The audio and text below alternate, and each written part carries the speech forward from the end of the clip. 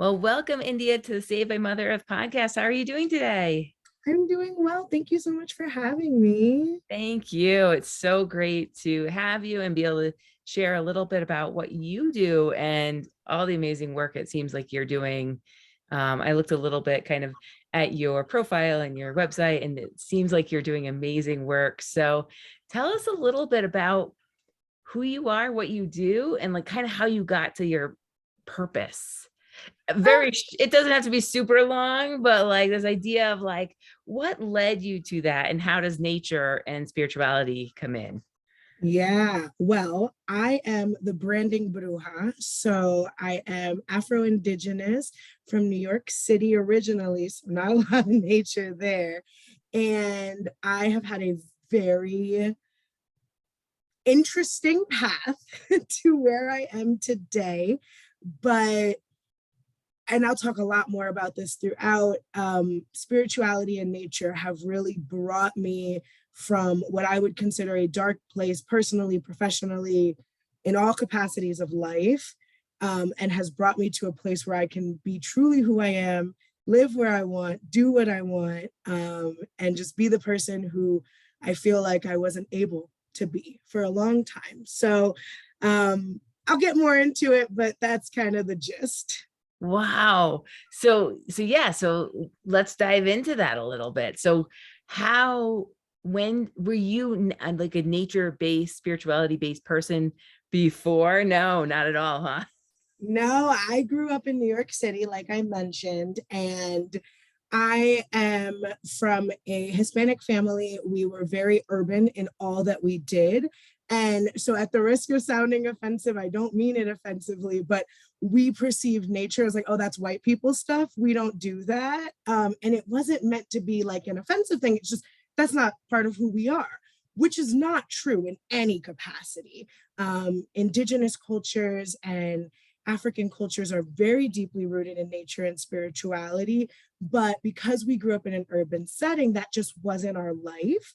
And it wasn't really until college was my first initiation into exploring nature. But then when I met my partner, that was really the big moment for me. My partner and I dated long distance, and I won't get too into the details, but when we first met, I was living in a city and he was living out in Colorado, which is where we live currently. And I came out to visit, and I wish I could explain what happened, but the mountains spoke to me in a way that nature had maybe been trying through in other points in my life, trying to speak to me, but the mountains were so clear. And so the message was just very well received. It took me a lot of years to get back to to Colorado. We stayed here for a little bit and then we left. And all throughout that time, I just kept hearing it sounds so cheesy, but the call of the mountains. Yeah. You have to come back. You have to come back. And we visited. And every time we visited, I would cry when we left. So nature just spoke to me in the mountains. And so that's kind of where I finally, after a long road, ended up again, which has been amazing. Yeah, well, and it goes back to that saying, the mountains are calling and I must go, right? They Yes. really do. I mean, I ended up moving kind of like you. I mean, right now I'm just literally like they were really calling, so now I'm just literally traveling the US. But before that, when I was exploring New Hampshire and things like that regularly, I then decided I'm just moving because that's where the mountains are. But I want to get back to what you were talking about, not wanting to sound offensive. I don't think it's offensive at all. I think our society doesn't make it as open because to people of color or different races, right? Or anything, right? Even women, I think. So I don't think it's offensive at all because number one, you're in a city, but if you go into any of the hiking stores or things like that, or you look at branding, you don't see people of different cultures in the branding. And now they're working on that. I was interviewing somebody for the podcast a while back, and we were talking about that a little bit, that they're working on it and they're starting to like put that in there. But when you were growing up, you probably didn't see that. You didn't see representation of yourself No, not in outdoor stuff. Yeah. And truthfully, so I will be completely transparent.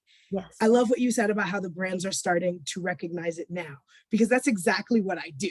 I work with brands to help them identify where are you not being inclusive and how can you reach a market you've never reached before.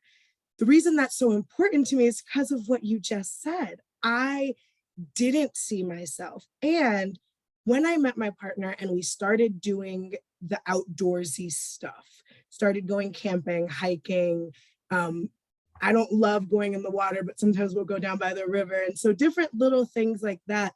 My family really rejected it.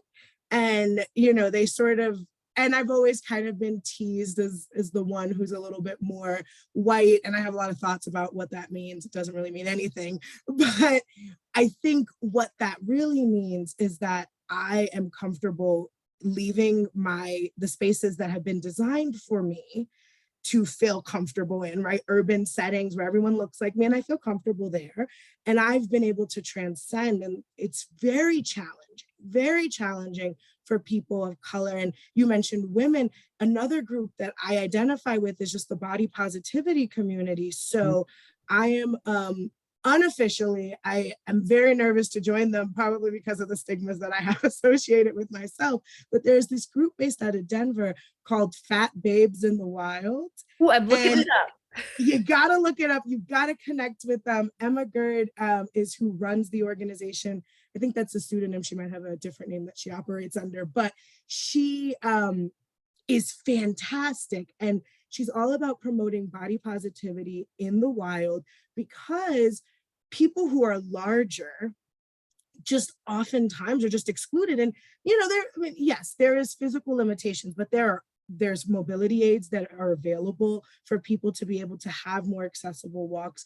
There are walks that are accessible that people just don't know about because there's not advertising and media around it. So I identify with that group too. And I think that one of the things my mom kind of teased me too, she was like, you're so chunky. Like, how are you going to go and do this? And I was like, I love it. I love it.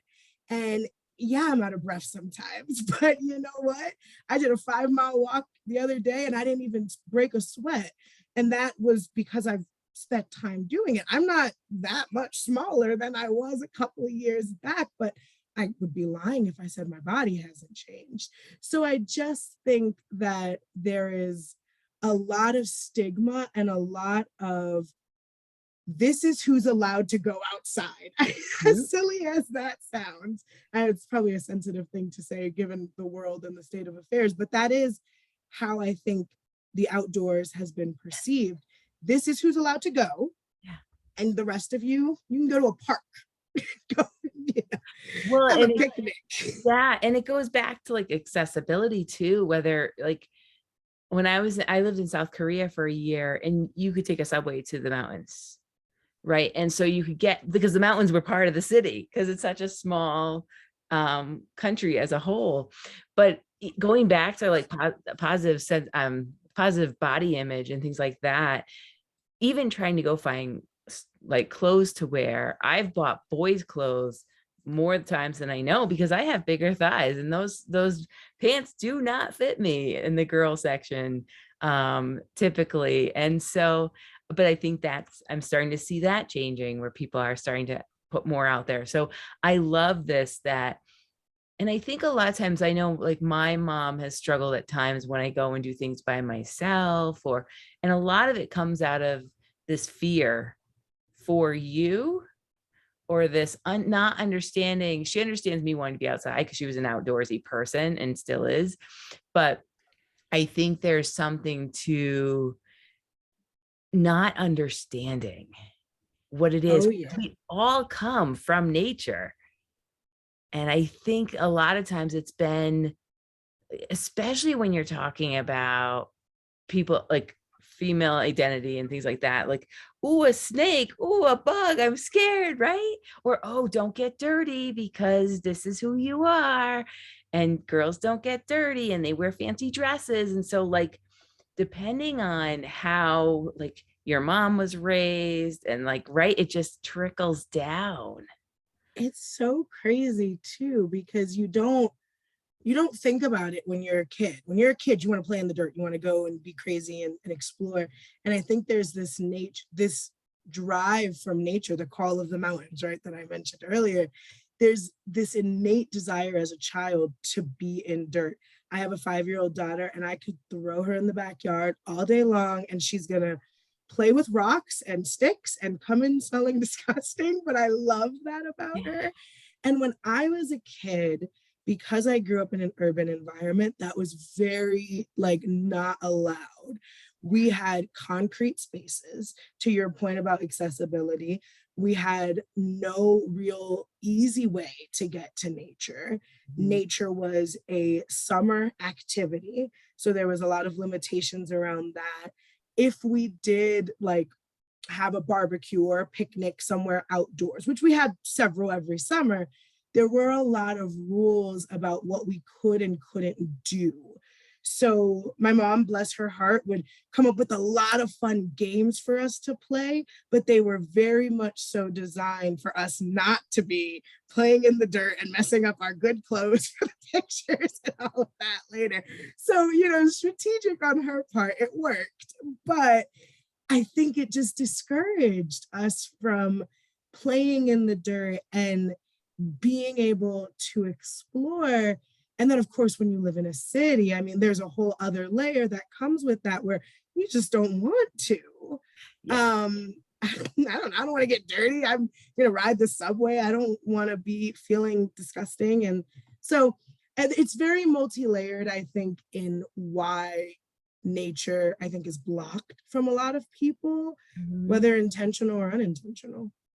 Yeah, I think so too. And I think what I'm getting from your story the most is that it literally pulled you. It Yeah. said enough is enough. Get yourself out in nature and start being a part of this. And now you're able to break that generational trauma because Yeah. it is separating you from like what we're supposed to be in. Obviously, it's not the traumas that like No. we know other people like deal with, but it's an ingrained trauma that was taken probably from your family as a culture generations ago, and you're breaking it for your daughter. Or do you have more than one? Do you have?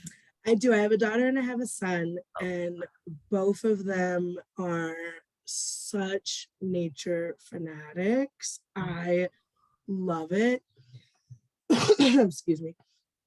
We homeschool our children, and we spend a lot of time outdoors, a lot of time in nature. We do field trips to national parks, and it has been so fantastic.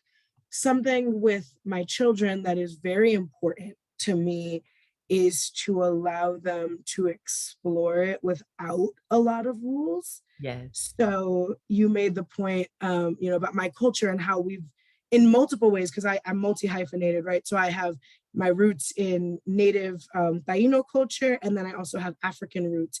And in both ways, my ancestors lived and breathed nature. And I haven't talked a ton about the beach because I don't spend a lot of time there, just because the nature of living in Colorado is there's no beach. But when I was a child, to your point about being called, and then I'll get back to my own children, I loved the beach. And that I think is very connected to my Taino roots, Yeah. being able to say, oh, this is where I'm like happy in the water and all of that. And I didn't think of that as nature until I was an adult. That was a part of my idea of the world. You just go to the beach. Right. It wasn't until I got older that I was like, oh, that was how I stayed connected as a child. Bringing it back to my own children, that is so important, is that they are connected to nature and that we talk about our ancestors all the time. So my son is only 2. He just likes to climb and explore, and that's fine. But my daughter she's only gonna be 6. And we talk about the ancestors all the time. She'll look at a leaf and she'll say, how did the ancestors use this leaf? And, then I have to explain to her, this is not our ancestors' land. I don't know how the natives in this land use this, but I can tell you about how we communicate with the trees or how we look at the moon and the stars. So there is a piece of generational trauma there that I don't know. I don't know the answers to a lot of her questions, but I get to break that cycle because I get to talk about it. And I Right. assure you, my parents didn't talk about it with me. And you could start researching it together. And one of the things that's been really eye-opening and not eye-opening to me at the same time as I'm traveling across the country is one of the things that I'm very cognizant of doing whenever I get to any new land is knowing about the natives that lived there before. Mhm. Um, and it's very interesting as you drive across the country. And I guess this isn't really surprising to me, but it still makes me mad. Mhm. When you drive across the country and it's like, oh, well, let's talk about the Westerners that came, the cowboys, right? And all of that. It's like, and then they might have a little part about the indigenous people that lived there before that. And I'm like, no, let's talk about them. Let's Yeah. talk about the people that were here before any of it was colonized. And let's talk about how smart and intelligent they were and how they used the land to help themselves, but then how did they help the land, right? How did they Yes. steward the land and be part of that? And you get to bring that back alive for your kids. And it's kind of neat because you get to do it with them. Yeah. It's cool. I get to learn with them because I didn't. I didn't know any of this stuff growing up. And it's not, I mean, it's the design of colonialism. It's not for lack of want on my parents' part. They just didn't know. Right. And, they're not children of the internet. So they don't know how to look it up even. And thankfully we do.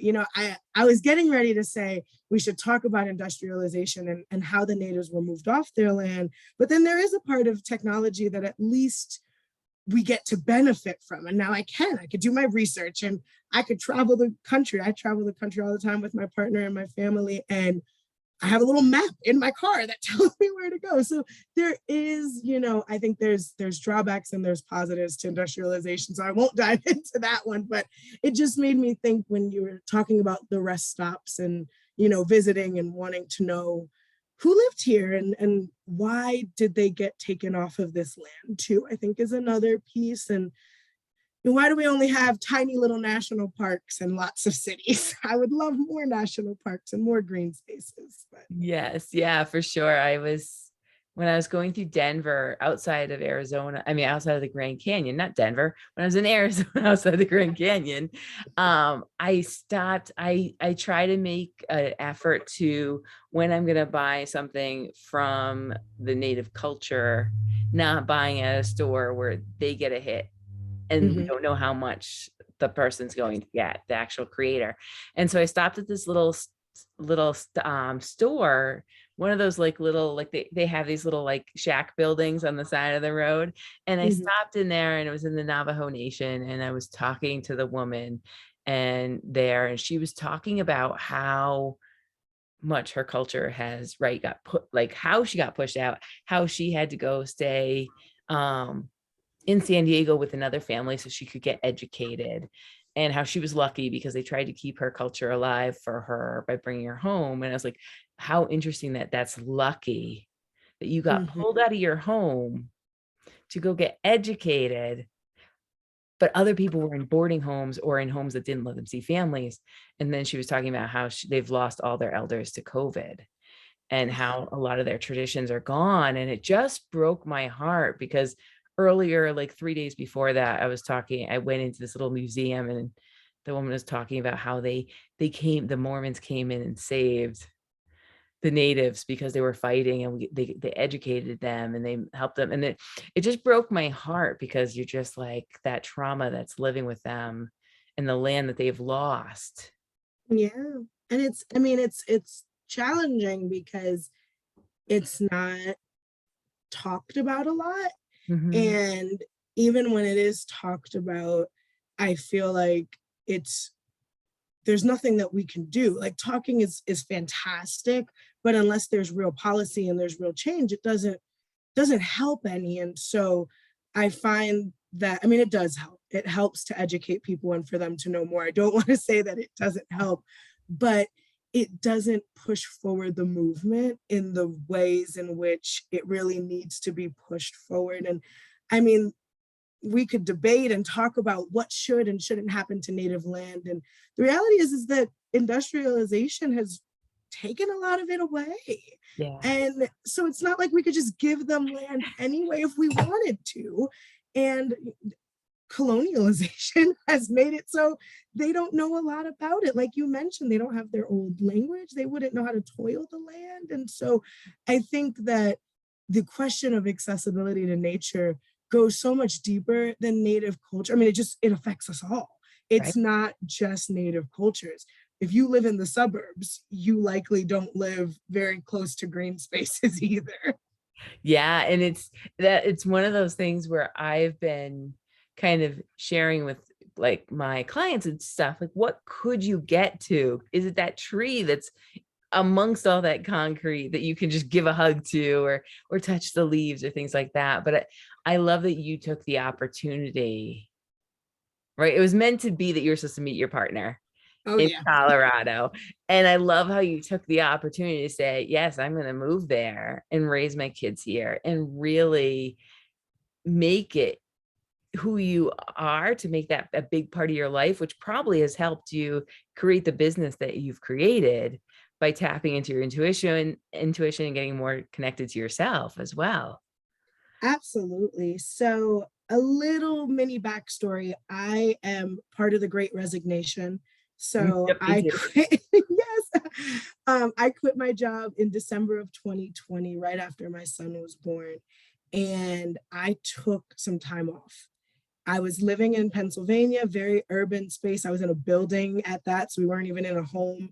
I had a little backyard, so I was still doing my nature thing. I had a little back walkway park thing that I walked every day and every evening, and I stayed connected. But we came out to visit Colorado a year prior, right before my son was born, and I was like, I got to get back here. Something's got to give. So when I quit my job in December 2020, it was a total result of burnout, a total just, I cannot do this anymore. And then my partner said, you know what, why don't you just take a break? Which I probably hadn't done in the 20 odd years that I had been alive. He said, why don't you just take a break and figure things out? We weren't in Colorado at the time. We spent some time traveling the country. Our kids are young. They didn't have school, so that was kind of cool. We Yeah. homeschool, so anyway, so it was nice. We were able to travel the country for a little bit. We settled in Colorado in May of 2021, and I didn't do anything. It was quite lovely. I just was for the first about 6 months that we were here. I just went out into nature. I was taking my kids on walks every day. We explored, we have annual park passes. So we're able to go to Rocky Mountain, and we drove up to Wyoming a few times, and just really spent time refinding myself and all those things that I used to love about myself before corporate America just kind of took it from me. And then on a walk, of course, on a walk, I was really thinking about where my skills were. I was in education before this, but I was working in for-profit education. Excuse me. I was working in for-profit education, and I was doing a lot of their outreach, a lot of the branding, the messaging. And so I realized I was pretty good at that. I liked the education stuff, but I was really good at capturing a message and figuring out how to communicate with people. How can I talk to this person so they feel comfortable? How can I talk to this person so they feel comfortable? They don't feel comfortable the same way. Right. And right, everyone's different. So I learned that very quickly. And it was on this walk that I was like, oh, okay, maybe there's something here. Maybe I can help other people do this. I I want to talk a little bit about the demographics in Colorado. It is 9% diverse. Yeah. That is it. It's one of the least diverse states in the nation. And I think that was where the other piece came in for me. I realized I was going on hikes. I was doing all these things, and there weren't a lot of people who looked like me. And I didn't care because I was in my liberation space. I was like, I'm here to explore. I love it. But I want to see more people who look like me. And when I would talk to my friends and my neighbors who were people of color, who were from marginalized groups, they kind of had like, even still, even living in Colorado, had sort of like, oh, we don't do that nature thing. That's not why we're in Colorado. And I was like, why not? What do you mean? Right. And it became very clear to me, like, okay, there's something to be said here about the marketing piece. Mhm. In terms of diverse languages, and not just about nature, in terms of everything. We just are not diverse in our marketing. It's just the unfortunate reality. It is changing, and we are seeing that. And I am part of that movement of making it so that more diverse audiences are being targeted by brands. And the bruja part of it, the branding bruja, right? So that's the brand. I feel like inclusive marketing is just my calling professionally right now. But the bruja piece of it is that I am a very spiritual person. I identify as a bruja, and spirituality is a huge piece of my journey, of what brought me to nature in general. I identify as a bruja, but bruja is the Spanish word for witch. So if we're talking witchery, I would say that I am a kitchen and a green witch. So nature just calls me in such beautiful, beautiful ways.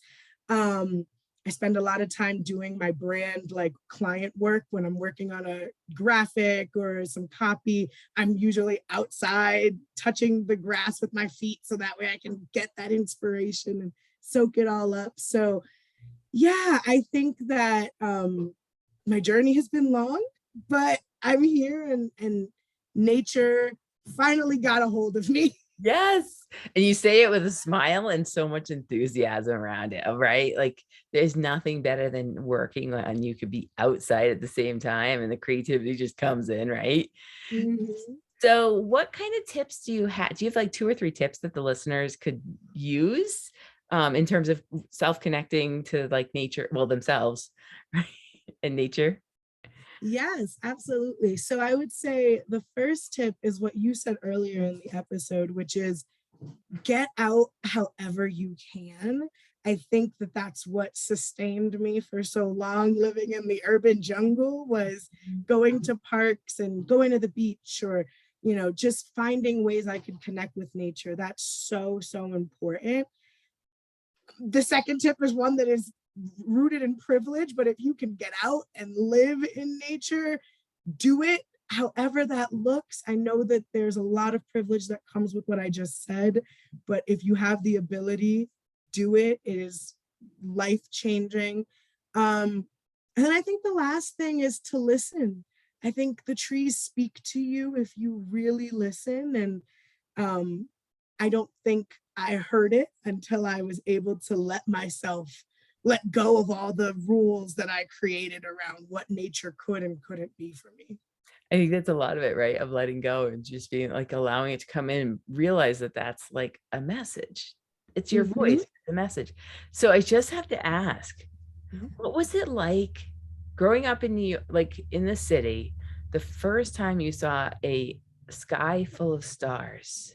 I love that question. I almost cried. We used to joke and say, I when we would go out to like Pennsylvania, right? Like the Poconos, which is saturated in light pollution. And my dad would go, look at the stars. And I would think they were beautiful. And there was maybe like a couple dozen clusters. And when I came out to Colorado with my partner, he took me to Rocky Mountain National Park late at night, Trail Ridge Road. Some of your listeners might know of it. It's just up the mountain. And it was so dark and so beautiful. And I couldn't believe, I felt like I was in a snow globe. That's the Right? best way to describe it. So, uh, nothing like it. Oh my goodness, that's fantastic. Okay, so my last question. I Mhm. do have a lot of people that are entrepreneurs that listen to this, so they will definitely want to know about like what you do for branding. And do you help solo entrepreneurs, and where can they find you? Absolutely. So I work with small brands and solopreneurs, and my real mission is to bring magic to your strategy. So you can find me on Instagram at Branding Bruja. I'm online at brandingbruja.com, and you can join my email list there. And yeah, I would love to help anyone with their brand strategy, taking a look at how you can be more inclusive, how you can bring more people to your brand, because the more the merrier. So, absolutely. I love that. And I'll put the links in the show notes as well. Well, Cool. thank you, India, so much for being on the Save by Mother Earth podcast. This was an amazing conversation. Thank you so much for having me. Thank you.